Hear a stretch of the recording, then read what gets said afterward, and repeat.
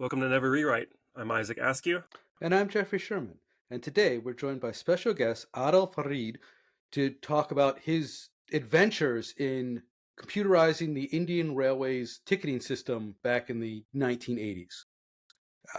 So just to set some context, Aadil and I go back 10, 15 years ago now at UBS, and he would tell me these amazing stories that helped me as a developer learn so much about user empathy with his trials and misadventures, computerizing what had been a totally paper system until his team. So Otto, could you introduce yourself and I guess set the stage? Yes, so my name is Adil Farid, and I was born and brought up and graduated in one of the well-known universities in India. After I graduated, I started working in one of the only computer companies or the IT companies back in India, and there were only government projects that time going on. I moved to the United States in early 91, and ever since I've been working in IT and various other industries. So I'm blessed with two children. Both are graduated from, and they're off to their own lives now. And Jeff and I have worked at UBS on various projects. So yes, it's been a very wonderful relationship, working relationship going back last 15 years or so. Great. So set the stage for us. You got out of college and you went to work for one of the few IT companies. How did you end up working on the railway system? Or let me, I guess, give you the... Mm-hmm. It is a very, very interesting story. Yes, go ahead if you have a question. Well, just the way I remember the story, and it could just be my rose-colored glasses of the memory of you telling it, was that the system used to book tickets out like 3 months in advance, like 90 days. Mm-hmm. And people who wanted to go far basically needed to stand in line for 2 or 3 days so that they could get the tickets as soon as they became available. And then if they didn't get the ticket the day, then they just have to wait for the next day. And so during the high travel periods, people would wait in line for like a week, hoping to get a ticket for 90 days later. That is true, yes. Before we get to that point, but let me explain you how I transitioned into this IT area. When I graduated, the computer science as a discipline, as a faculty, it was non-existent. None of the Indian universities were offering computer science as a discipline. So majority of the people who are working in any kind of programming area, they came from some kind of engineering background and primarily from the electrical engineering background. So when I graduated, I actually graduated in the civil engineering discipline. So I was hired by this company, CMC, and India was leaning more towards Russia that time. It was more a socialist country than an open economy kind of thing. So it was going through a transition that time. So there were a lot of restrictions. So what happened was a lot of American companies like the Pepsi, Coca-Cola, IBM, they were forced out of India in 70s because of the socialist or the communist leaning government. And then all those employees who were left behind, they became, in the IT area, they became part of this company called Computer Maintenance Corporation of India, CMC. So they were like former IBM employees, and the CMC took over those IT operations. So when I graduated, so they were doing different kinds of programming projects, and one of the projects was designing the structures in the civil engineering area and doing the analysis of that. So they hired me as a domain expert with some kind of programming background. So I started to, we had at least one or two courses offered as part of our engineering program. So I was hired as a civil engineer. Was it COBOL and Fortran? It was COBOL and Fortran and some assembly, yes, but primarily Fortran. Yes, I should mention that, and it will transition into how Fortran was utilized in the reservation system as well. So on college campus interview, I was hired for a position as a civil engineer. And then I joined the company. My first day of work, I don't know if you're familiar with the CPM PERT chart. This is like an activity chart primarily for the planning purpose. Like in civil engineering, you do planning, right? What you do first, the foundations, then the erecting the column, then the beams, and the whole planning kind of thing. So it Okay. comes out as a network diagram. It comes out a network diagram. It has the nodes and it has the edges, and so it looks like a network diagram. So I had been working on the CPM PERT programming project in my college. The first day of work, I thought like, okay, this is the IBM terminal 3070. I started working off on IBM 3070, and then I was trying to write the feed the the Fortran program into the system. So one of the managers, and he was walking by, he saw a new face, and he goes like, "Hey, what's your name?" So I introduced myself. He said, "Oh, what are you doing?" I said, "I'm just feeding this network analysis program into the system." Now, network analysis means a different thing to different people, Mm-hmm. right? A person who is coming from the engineering background, the project planning and all, the network is a different network. It's a network of activities.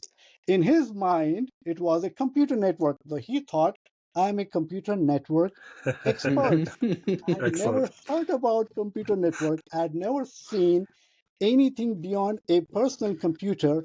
And this guy thinks that we have an Indonet. That time we have a nationwide, the IBM mainframe network that was set up by the IBM originally. And he thought that, hey, this guy can be very useful in terms of this network analysis. And now he's talking on a different plane. I'm talking, he said, can it analyze my network? I said, sure, why not? If it is a network analysis, he's talking something different. I'm responding something different. We think we are understanding each other. So he said, okay, let me go talk to the divisional manager. So he went and he spoke to the divisional manager. He said that I want this guy. He seems to be network expert, and I want him to be on my. I have never seen a network before in my life. No modem, no router, no switches, no idea about how network is. And all of a sudden, I'm labeled as a network expert. So he comes out and he said that, okay, DM is happy with me taking you in my team. And so he goes to his office and then he realized something else. He said, you know what? There were a couple of folks on the railways reservation system working, and the system is in early phase, and these two guys are not happy because system was actually in, we were located in Mumbai or Bombay that time, and these guys were from a remote area, from a different city, so they were not really happy living in Bombay. They wanted to go back, but they could not. The condition was they have to finish the project, they have to train somebody to take over their position, then only they can leave. So one of the guy was and by the way, these were like super the duper brilliant talented engineers, very and they all did the self study because there was no Right. formal training offered, so they have to do the self learning and self study. And they were really expert in their field in terms of programming, in terms of database organization, in terms of the network setup, in terms of the internals of the computers, memory management, and all kinds of these cool ideas, the recovery, the journaling, you name it. So he thought about that. He said, oh, this guy can really help me relieve those two individuals if I put him on the railways reservation system. So he came back to me and said, you know what, I changed my mind. Now I have a better idea for you. We are going to the railway station. So that was my first trip to the Mumbai station. And that worked out very well because our office was a little bit in the interior of Mumbai. In terms of my commute, I had to take Hmm. the train from my place, come to Mumbai, and this office or the computer reservation center was right there. So it Nice. really helped me in my commute too. I said, okay, this is really great. So he took me to the office and then he introduced me to this gentleman, Anand. He said, Anand, I have a good news for you. So Anand looked at me. He said, what is that? He said that you train this guy and you go to Madras. You train him and you go to Madras. And Anand said, oh, really? He said, and the manager said, yeah, I mean, if you train him, and the day he said that he's comfortable, you are booking your ticket back to your place where you can go and So Anand had the incentive to put all his effort and dump whatever he knew and train me as quickly as possible. So he was very Well, much. wait for a moment. At what point did you realize there was a miscommunication? And then, like, did you just keep quiet and just like hope that they would not understand that there was a confusion for like the network thing you guys were talking about? I Or did was you, not. I was not aware of the network, so I would not know that there is a confusion. I thought like, okay, this is a network, and I had no. So after working with the reservation system, when I realized what the real network looks like, and then I realized that Mr. Srinivasan was talking about the computer network. This is the data communication setup, and then and I was talking about something else. Yes, so it was like much later in So yeah, at almost that like. point you had already actually gotten the experience that you needed. I already got into it, and I did not have Okay. to work on that Indonet, right? I worked on Indonet for much, much later, maybe 2 years later. And by the time I had learned a lot about the network and the modems and switches and muxes and all those kind of equipment. So yes. You must have just been confused for a bit. Like, how in the world did he see this in me? Like, this is not related to anything that about the original conversation that we had had. But that was really a game changer for me, a life changer for me. Because if I were to continue for the position I was hired, I would have been still working in the domain of the building construction and the skyscrapers and the finite element analysis and that kind of thing, and I would have been more focused on that. But that was a transition point for me. That was a true transition for me into the information technology, IT technology, right? So this is how your destiny is determined by some stupid words you throw out there, like network analysis, right? I feel like it's like the plot of, what was it, that show, the IT Crowd, where the misunderstanding makes them, like, so I feel like it's such a good story of so many people have accidentally fell in, especially in the early days.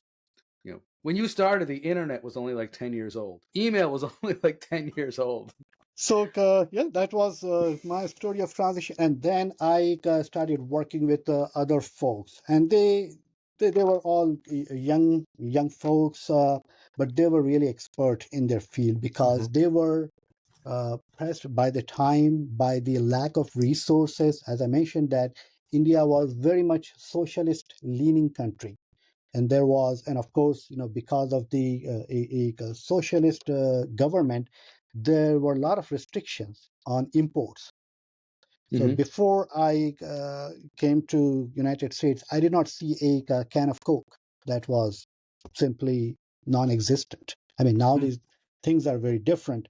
So likewise, importing any kind of electronics, the high-end electronics that was needed for computing or computational purpose, it was not easy to get hold of.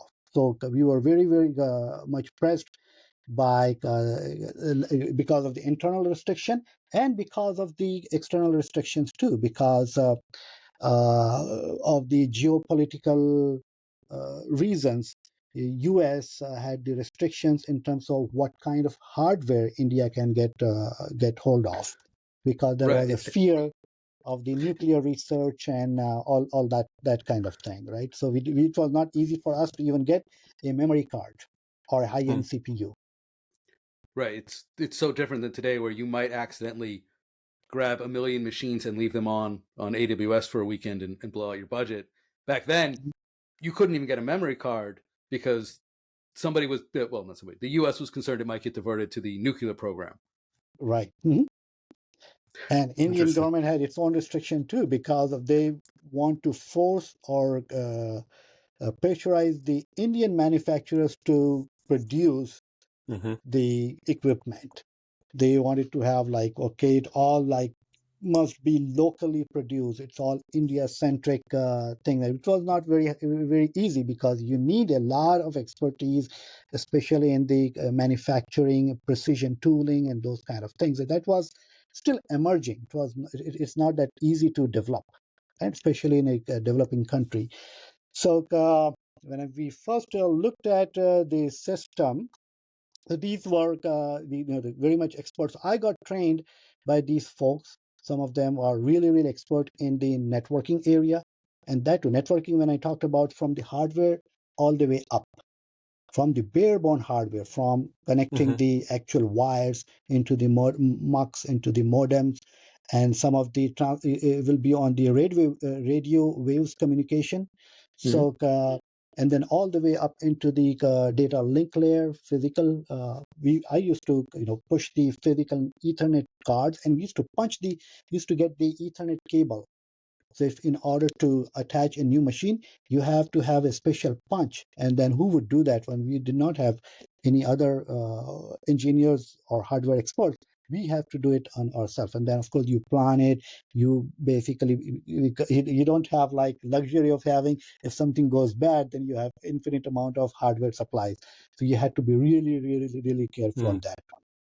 So punch the Ethernet cable, attach the connectors, and then you connect your Ethernet card, and then from the data link layer to the network layer, all the way up into the software. So Wow. I would consider myself really lucky that I was trained by those kind of highly motivated individuals. And that time, India was also experiencing the brain drain. So a lot of Australian companies, Middle Eastern companies, and US and European companies and banks, they were hiring Indian engineers. So there was a lot of demand. So the attrition rate was very high in our company. Attrition rate was very high. Within 8 months, I became the senior most member of my Oh, team. wow. I mean, from college student to the senior most member of the team, leading the team basically within 8 months. So I think it was a lot of pressure. So the It's like a railways startup reservation. today. Sorry. Kind of, yeah. The joke about many startups are run by kids right out of college who don't realize just how green they are and how new. And so then there's the joke is like, oh well, the senior engineers have a year of experience and they're leading the people who just got out of college who have no experience. So it's like they've got infinitely more. They must be senior. Mhm. So when we looked at this railways reservation system, India is a country which is which has a very large population, very vast country, and people have need to travel because it is not the wealth is wealth and the economy is evenly distributed across. So there are few economic centers like Bombay or Madras or Calcutta, New Delhi. So these are the big cities.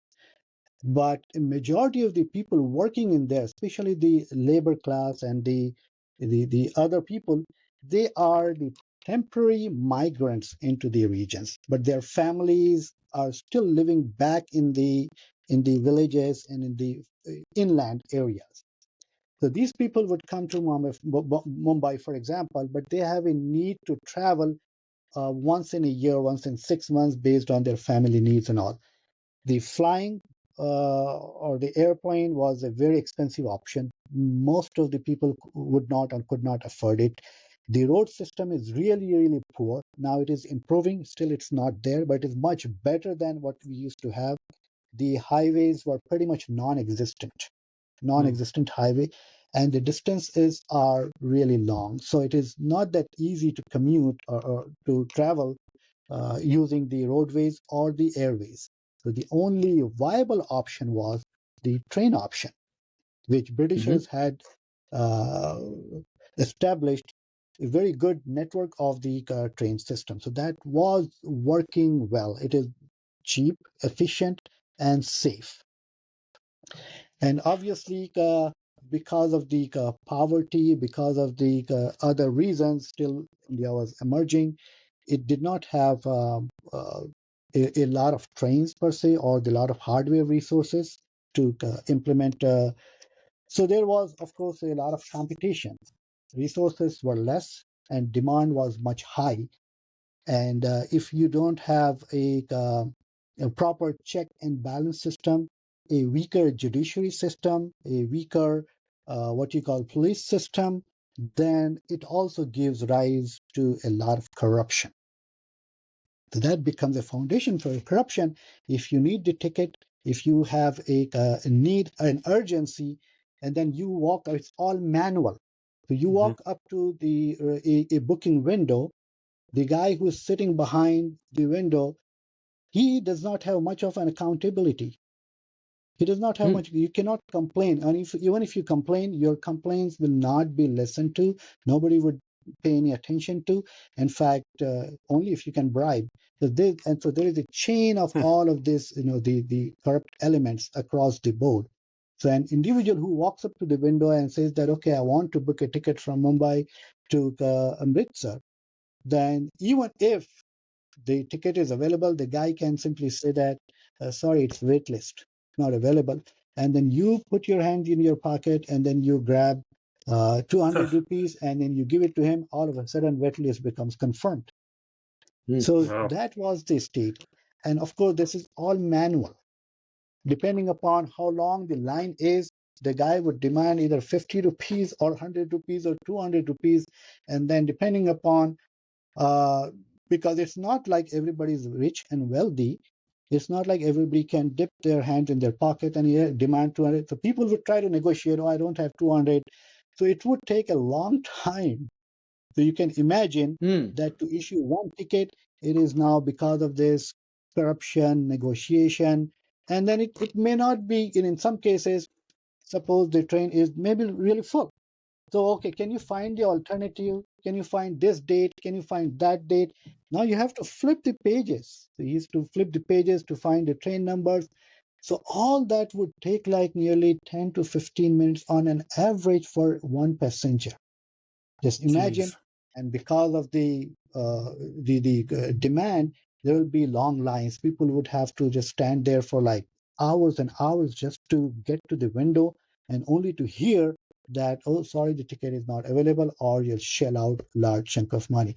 So this was the state of the system, and of course, you cannot complain, and even if you try to complain, the complaints will just fall on the deaf ear, so it will not be paid attention to.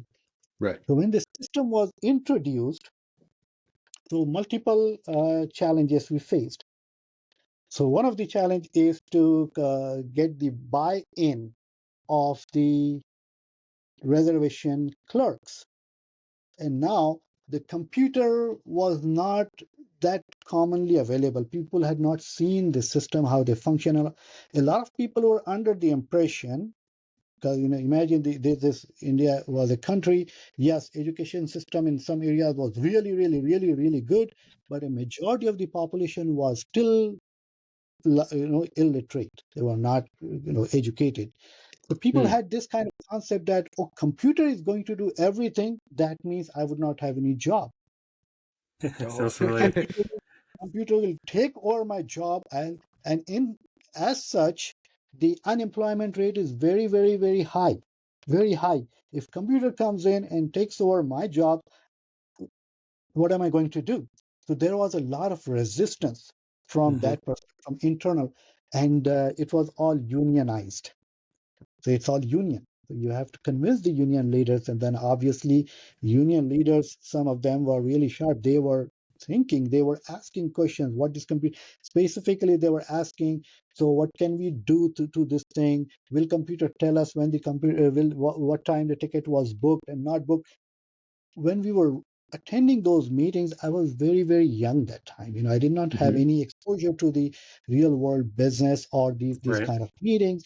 Then I used to, we would answer those questions, and later on, So that I'm just imagining the union people wanted to know, like, oh, can you time how fast the clerks are going? Because they're worried that there's going to be like, oh, your ticketing agents aren't working fast enough. And you probably said, yes, it could totally time everything. yes. And that is what their worry was, because in the previous setup, that they had a requirement, a ticket agent could issue only 50 tickets or 30, 40 tickets in a shift, or so that so this is how they. It is not all come and stand in front of line. Hey, and if somebody is the one who implemented or pushed for this one, and of course, all purchasing a ticket. There weren't even libraries for printing stuff back there then? were Oh, no wow. libraries, and some Yeah. maybe you have to take them in the. Yeah. But you had All 16 that megs of logic, RAM, so. like extreme CPU gets it goes to so incoming train, which is and hard this Right. hard this bus you just off and it I takes think care my your printer CPU has is off. more than 16 megs of RAM. I'm certain of it. Especially people who are coming. So you have during that time if they that working on a Jeez, man. Wow. Man. because it was am loving the this. ticket train will get to full with. So 60 days out, the train will be full in 10 minutes. So if you want a ticket, you have to get there 3 days early. That's So the one guy booking and 20 seconds is flushed the timed out. transaction ticket. Oh man. And getting He's there gonna have to because sleep like it's kind of thing. Then you That's can nice. confirm. Oh, well, I was gonna say I love everything about this, and I hate to stop, but I have a hard stop. Could we? We've never done a part 2, but could we do a part 2 with you and bring you back because the stories are just so good, and I think our listeners will get so much value out of it, and we're right up into the meat of it where you're talking like you're iterating through the impact of all the various changes and like on the users, and that hits me here. It's like, oh, we didn't make the printers do a debug thing when they start up, and now this person had to sleep on the floor for an extra day. Like that, those are the kinds of stories that just move me. Could we end here right now and then bring you back again if you have time? I am looking forward to it. Yeah, this is great. Excellent. Yes. Thank you all for listening. I'm Jeffrey Sherman. And I'm Isaac Askew, and this is Never Rewrite.